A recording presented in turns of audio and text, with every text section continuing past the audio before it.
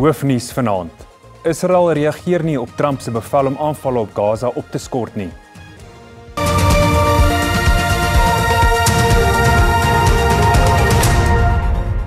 Goeienaand en baie welkom by die Afrikaanse nuusbulletin. Israel verontagsaam oënskynlik die Amerikaanse president Donald Trump se bevel om sy aanvalle op Gaza dadelik op te skort. Israel het ure na Trump se bevel minstens 20 Palestynë doodgemaak. Israel het ure na Trump se bevel minstens 20 Palestynë doodgemaak in 'n reeks aanvalle op Gaza, insluitend 3 op Gaza stad. Trump se bevel het gevolg nadat Hamas ingestem het om die oorblywende lewende gijslaers vry te laat en die oorskot van die wat gesterf het aan Israel te oorhandig.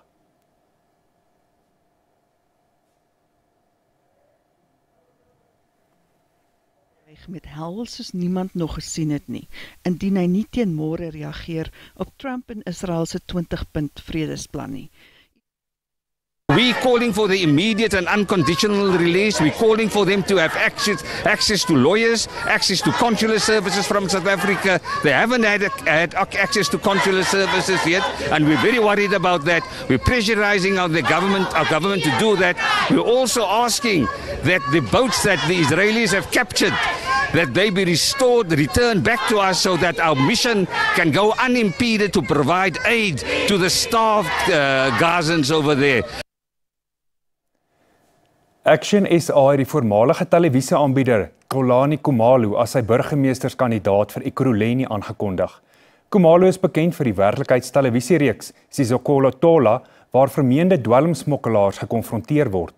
Voordat hy die politiek betree het, was Khumalo bekend as 'n entrepreneur wat gefokus het op jeugbemagtiging en gemeenskapsveiligheid.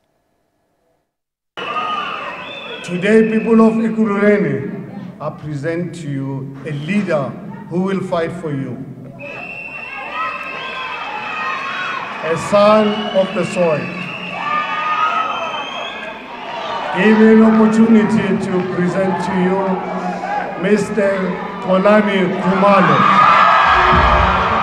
The real fight is walking into a filthy drug den. 2 o'clock in the morning, catching drug dealers red-handed and making sure that they are removed from our communities. The real fight is confronting murderers, arms dealers, who are flooding our streets, neighbor. And now, it is the time to take the same fight into the Ekurhuleni City Hall.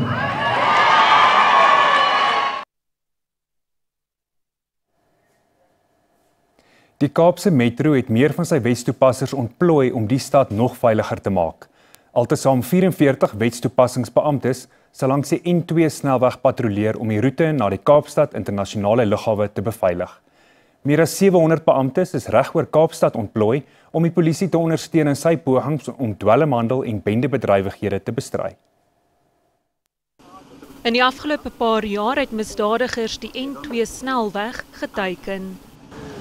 Some Cape Townians have had really terrible incidents, stone throwings, rock throwings, muggings, smash and grabs, and so on along this route.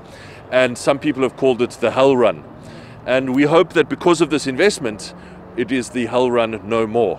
That now you will be able to use the stretch of the N2 with a much greater feeling of safety.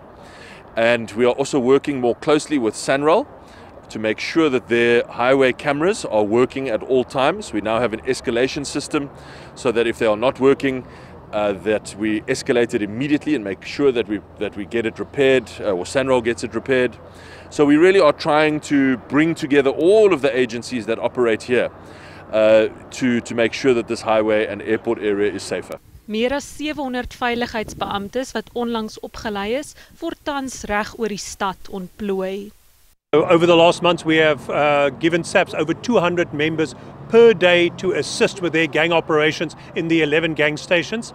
That will also expand. The SWAT team also expands that capacity for the targeted operations on gang houses, so we can do those raids and operations more frequently based on the tip-offs we get from community members. Spend a lot of time going out there, handing out pamphlets, telling the people what the tip-off number is, explaining to them that we'll pay for information, that we have a reward system. get a lot of information from the public that helps us do a lot of enforcement, drug enforcement, but also firearms that helps us get to those approximately 400 to 500 firearms a year. Die stad se wetstoepassingsbeamptes het almal 'n intensiewe opleidingsprogram van 18 maande voltooi. Nou eers terug na ons hoofstorie. Israel verontagsaam oënskynlik die Amerikaanse president Donald Trump se bevel om sy aanvalle op Gaza dadelik op te skort.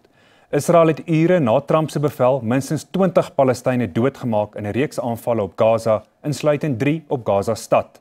Trump se bevel het gevolg nadat Hamas ingestem het om die oorblywende lewende gijslaers vry te laat en die oorskot van die wat gesterf het aan Israel te oorhandig. Trump het Hamas gedreig met hel soos niemand nog gesien het nie, indien hy nie teen môre reageer op Trump en Israel se 20-punt vredesplan nie. Ure later het Hamas op die sosiale media netwerk Telegram ingestem met 'n versigtig bewoorde verklaring. Die Amerikaanse president het Hamas se instemming geloof as 'n groot dag.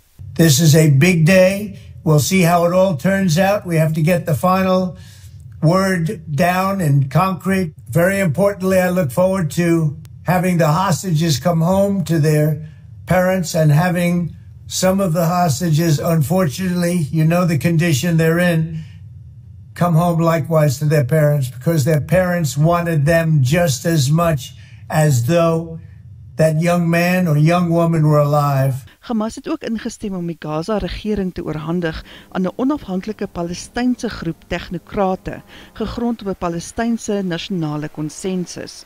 Daar is egter nog haakplekke aan Hamas se instemming. Die groep dring in sy verklaring aan op verdere onderhandeling oor talle punte van die vredesplan. Die verklaring maak ook nie melding daarvan dat Hamas wapens gaan neerlê soos die plan vereis nie.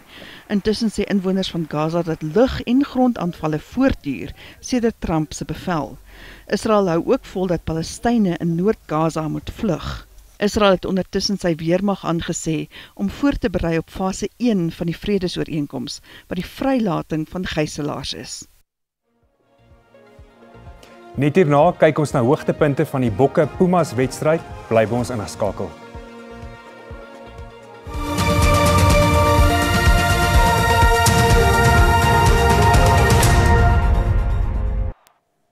En dit is waar die Afrikaanse redaksiespan jou moet groet. Geniet die res van jou Saterdag aand so op die rug van die Bokke se oorwinning. Ons is môre aand, selfde tyd, selfde plek terug. Totsiens.